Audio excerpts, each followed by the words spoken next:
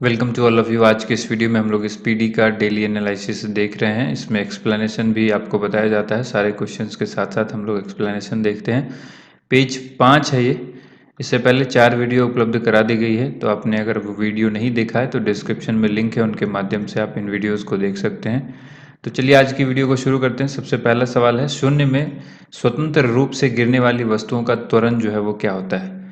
तो शून्य अवस्था में जब स्वतंत्र रूप से गिरने वाली वस्तु होगी, उसमें का जो त्वरण होगा यानी एक्सेलरेशन जो होगा वो समान होगा। त्वरण जो है वेग में परिवर्तन की दर को हम लोग त्वरण कहते हैं।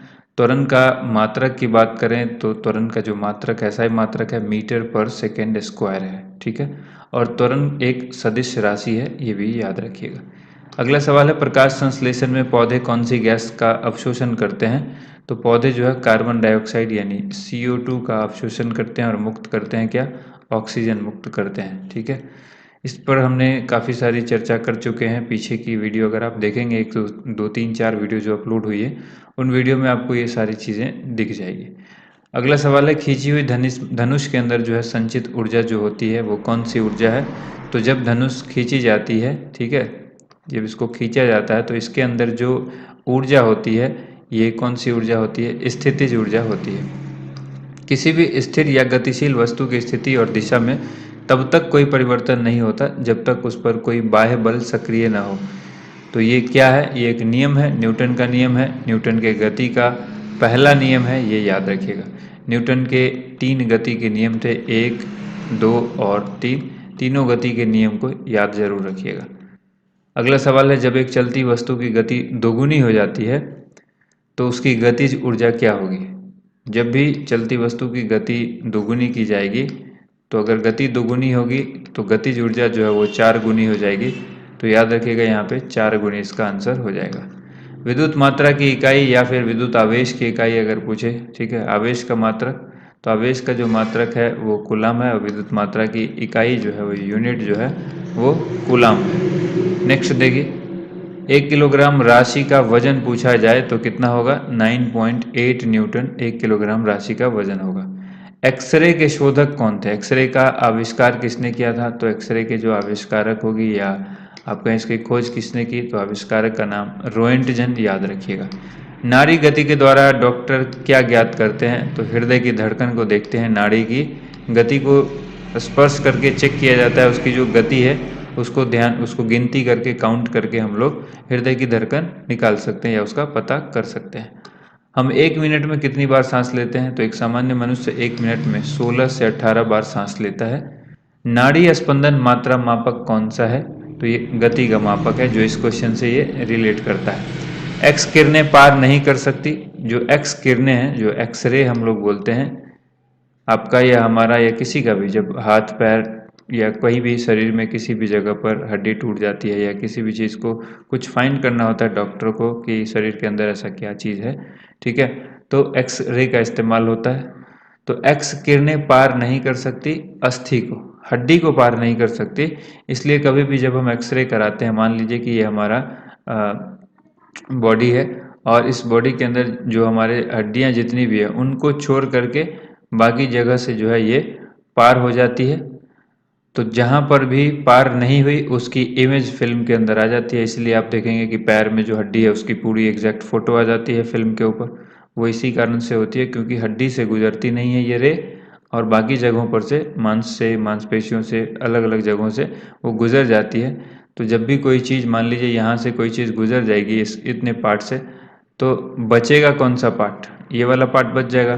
तो उसकी फिर जो इमेज होगी वो इस तरह से हो जाएगी कि ये मान लीजिए डार्क किया हुआ है और यहाँ से रे जो है वो गुजर गई। तो इस तरह से हम लोग ज्ञात करते हैं। हमारा जो एक्सरे होता है वो इसी टेक्निक पर होता है। अस्थि को जो है वो पार नहीं कर सकती, यानी हड्डी को पार नहीं कर सकती। अब एसआई इकाई में लेंस की शक्ति की जो इकाई है वो क्या है? लेंस की क्षमता का मात्रक या लेंस की शक्ति, शक्ति को हम लोग पावर से बोल सकते हैं, क्षमता या पावर। तो इसको डायोप्टर से डिनोट किया जाता है, और डायोप्टर का जो फॉर्मूला है वो D=1/f होता है। f का मतलब यहाँ पर फोकल लेंथ है, और फोकल लेंथ जो है वो मीटर में है, ठीक है। नेक्स्ट देखिए DOS जो है वो डॉस का अर्थ क्या है? तो डॉस एक ऑपरेटिंग सिस्टम है, ये एक एग्जाम्पल है ऑपरेटिंग सिस्टम का। तो इसको हम लोग बोलते हैं डिस्क ऑपरेटिंग सिस्टम, डिस्क संचालन प्रणाली। पौधा स्थितिज ऊर्जा को गतिज ऊर्जा में परिवर्तित करता है श्वसन क्रिया के द्वारा। किस क्रिया के द्वारा? श्वसन क्रिया के द्वारा। एक प्रकाश वर्ष जो है वो किसके बराबर होता है? तो प्रकाश वर्ष जो है आप सबको पता है हुआ है, इसमें इस पर हमने डिटेल जो है एक्सप्लेनेशन किया हुआ है पीछे की वीडियो में। 9.46 गुने 10 की पावर 15 मीटर एक प्रकाश वर्ष के बराबर होता है। एक वर्ष में प्रकाश के द्वारा तय की गई दूरी को हम लोग प्रकाश वर्ष कहते हैं। तो एक प्रकाश वर्ष बराबर 9.46 गुने 10 की पावर 15 मीटर या फिर 9.46 गुने 10 की पावर 12 किलोमीटर होता है। मानव शरीर में क्रोमोसोम की संख्या जो है वो कितनी होती है? तो मानव शरीर के अंदर क्रोमोसोम की जो संख्या है वो 46 यानी 23 जोड़े होती है। हमने इससे पहले भी डिस्कस किया है कि मेल के अंदर जो क्रोमोसोम होता है यानी पुरुष के अंदर जो क्रोमोसोम होता है वो कितना होता है? वो कौन कौन सा होता है? वो होता है XY, ठीक है। और महिला के अंदर जो होता है, फीमेल के अंदर, वो होता है XX। अच्छा, इसमें कभी कभी ये भी सवाल पूछा जाता है कि बच्चे के लिंग का जो निर्धारण है, बच्चे के जो लिंग हैं यानी वो बच्चा पुरुष पैदा होगा या महिला, ठीक है, मेल होगा या फीमेल, उसका निर्धारण किसके क्रोमोसोम पर डिपेंड करता है, किसके गुणसूत्र पर या किस पर डिपेंड करता है? तो वो पिता के ऊपर जो है डिपेंड करता है, ठीक है, पिता के ऊपर डिपेंड करता है। मैनोमीटर का उपयोग जो है वो किस में किया जाता है? दाब मापने में। दाब का जो मात्रक है वो पास्कल है। पास्कल को हम लोग PA से डिनोट करते हैं या इसको न्यूटन पर मीटर स्क्वायर भी कहा जाता है। हैलोजन में सर्वाधिक प्रभावशाली ऑक्सीकरणकर्ता कौन है? फ्लोरीन। फ्लोरीन जो है हैलोजन के अंदर सर्वाधिक प्रभावशाली ऑक्सीकरण करता है। फ्लोरीन क्या है? कार्बन का एक अपरूप है, ठीक है। नेक्स्ट क्वेश्चन हम लोग देखते हैं। ये रिपीट क्वेश्चन है। शून्य में स्वतंत्र रूप से गिरने वाली वस्तुओं की या का जो त्वरण है वो कैसा होता है? तो समान होता है, ठीक है। नेक्स्ट क्वेश्चन देखिए, खाद्य ऊर्जा किसके द्वारा प्रदर्शित की जाती है? तो कैलोरी के द्वारा हम लोग जो भी एनर्जी है उसको जो है वो प्रदर्शित किया जाता है। एक कैलोरी के अंदर कितना जूल होता है? अक्सर एग्जाम में पूछा जाता है। तो एक calorie is equal to 4.2 joule यानी 4.2 जूल के बराबर होता है। ओजोन परत रक्षा करती है। ओजोन परत किससे हमको रक्षा करता है? सूर्य की पराबैंगनी किरणों से हम सभी को बचाता है, पृथ्वी को बचाता है, ठीक है। नेक्स्ट क्वेश्चन, एक वस्तु का जड़त्व किस पर निर्भर करता है? तो किसी वस्तु का जो जड़त्व है वो उसके द्रव्यमान पर यानी मास पर जो है वो डिपेंड करता है। एग्जाम्पल याद रखिएगा जड़त्व का। जड़त्व का एक एग्जाम्पल है, लंबी कूद के लिए खिलाड़ी कुछ दूर पहले दौड़कर फिर छलांग लगाते हैं। ये एक जड़त्व का एग्जाम्पल है, ठीक है, जड़त्व का एग्जाम्पल है। Example of inertia. इनर्शिया जड़त्व को बोलते हैं। नेक्स्ट है डेक्टिलोलॉजी। ये संकेत भाषा है। इसके द्वारा किससे संवाद या विचारों को व्यक्त किया जाता है? तो बधिर लोग जो होते हैं उनके संवाद को व्यक्त करने का ये जो है भाषा है, सांकेतिक भाषा है। फैराड किसकी इकाई है? फैराड जो है वो धारिता की इकाई है। तो फैराड याद रखिएगा धारिता की इकाई है। इसके बाद क्वेश्चन देख लीजिए, कौन सी बीमारी बैक्टीरिया के संक्रमण के कारण होता है? तो बैक्टीरिया के संक्रमण के कारण टिटनस होता है। रक्त समूह में कौन सा सर्वग्राही रक्त है यानी सबका ब्लड एक्सेप्ट कर सकता है, ऐसा ब्लड ग्रुप कौन सा है? तो ये AB ग्रुप है। और सर्वदाता हमने आपको बताया हुआ था कि O ब्लड ग्रुप है जो किसी को भी अपना ब्लड दे सकता है, डोनेट कर सकता है, ठीक है। और AB ग्रुप जो है वो किसी से भी ब्लड ले सकता है। मनुष्य के हृदय की सामान्य स्पंदन गति प्रति मिनट कितनी होती है? तो 72 बार हृदय जो है 1 मिनट में कितनी बार धड़कता है? तो 1 मिनट में 72 बार धड़कता है। किसकी कमी से व्यक्ति को घेघा नामक रोग हो जाता है? घेघा नामक रोग को हम लोग ग्वाइटर भी कहते हैं या गलकंड भी कहते हैं, ठीक है। इसमें गले में सूजन हो जाती है, गला जो है वो बड़ा हो जाता है। तो आयोडीन की कमी के कारण ये होता है, ठीक है। नेक्स्ट देखिए, मानव आंख का कैटरेक्ट सर्जरी या मोतियाबिंद का ऑपरेशन जो है वो सर्जन जो है उसमें से क्या निकालता है? मोतियाबिंद के ऑपरेशन में से जो डॉक्टर होते हैं वो क्या निकालते हैं मानव आंख से? तो लेंस की ऊपर की अतिरिक्त पेशियां जो है वो निकाल दिया जाता है। कौन मानव शरीर का सर्वाधिक कोलेस्ट्रॉल बनाने वाला स्थान है? तो कोलेस्ट्रॉल मानव शरीर के अंदर सबसे ज़्यादा लीवर के द्वारा बनाया जाता है। लीवर यानी यकृत के द्वारा बनाया जाता है। मनुष्य का सामान्य शरीर ताप क्या होता है? तो जो सेंटीग्रेड है उसमें 37 डिग्री सेल्सियस, कभी कभी फ़ारेनहाइट में भी पूछा जाता है, तो 98.6 डिग्री फ़ारेनहाइट। अगला सवाल देखिए, चूना पत्थर किस तरह की चट्टान है? चूना पत्थर अवसादी चट्टान है। चूना पत्थर को हम लोग कैल्शियम कार्बोनेट जो है वो कह सकते हैं। चूना पत्थर को हम लोग लाइम स्टोन के नाम से भी जानते हैं। तो CaCO3 आप याद रखिएगा, चूना पत्थर। ठीक है। देखिए नेक्स्ट क्वेश्चन है, एक एसी जनित्र या जनरेटर जिसको हम लोग बोलते हैं, उसमें मुख्यतः क्या होता है? तो इसके अंदर आर्मेचर होता है जिसको कुंडली बोलते हैं, क्षेत्रीय चुंबक होता है और स्लिप रिंग होता है। इसके साथ साथ ब्रूसेस भी होते हैं। तो ये चार सामान है जो आप याद रखिएगा। ठीक है, जो एसी जनित्र या जनरेटर जिसको बोलते हैं इसके अंदर होता है। नेक्स्ट क्वेश्चन देखिए, अगला क्वेश्चन यहाँ पर है, हवा में ध्वनि का वेग जो है वो कितना होता है? तो हवा के अंदर यानी वायु में ध्वनि का जो वेग है वो 332 मीटर पर सेकेंड होता है। एक मैकेनिक एक पीतल के प्लग को एक स्टील की प्लेट जिसके मध्य में एक छेद है उसमें कसकर लगाना चाहता है। इसकी अच्छी पकड़ तब होगी जब पीतल का प्लग ठंडी और स्टील की प्लेट गर्म की गई होगी। ठीक है, कब होगा? क्योंकि देखिए अलग अलग मेटल है ये, तो पीतल का प्लग जब ठंडा रहेगा और स्टील की जो प्लेट है वो गर्म होगी, तब जाकर के ये पूरी तरह से फिट बैठ जाएगा। ठीक है, अच्छी तरह से इसकी पकड़ होगी। ब्लीचिंग पाउडर का आणविक सूत्र जो है वो क्या होता है? तो ब्लीचिंग पाउडर को हम लोग इस तरह से लिखते हैं। एक दूसरा तरीका ये भी है, इस तरह से CaO और Cl का ट्वाइस।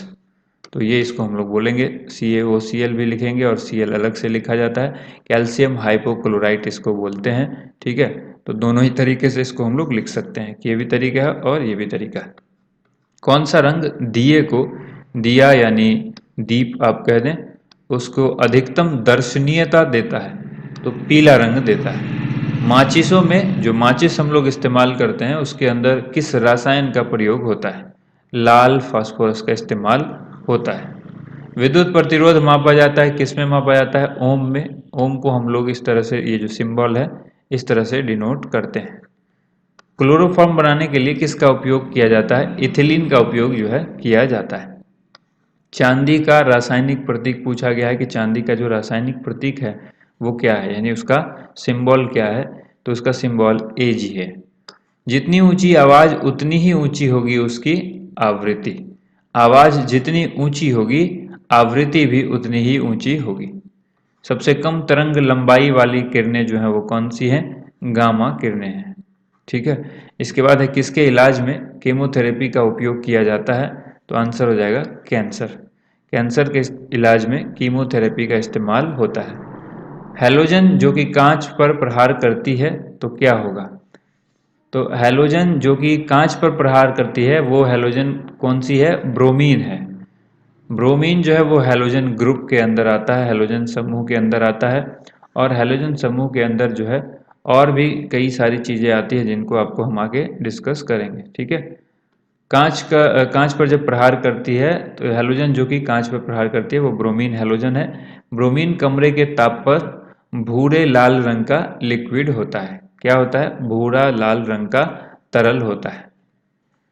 मानव नेत्र की दूरी दृष्टि दोष को क्या कहते हैं? मानव नेत्र की दूर दृष्टि दोष को क्या कहते हैं? तो दूर दृष्टि दोष हाइपरमेट्रोपिया कहलाता है।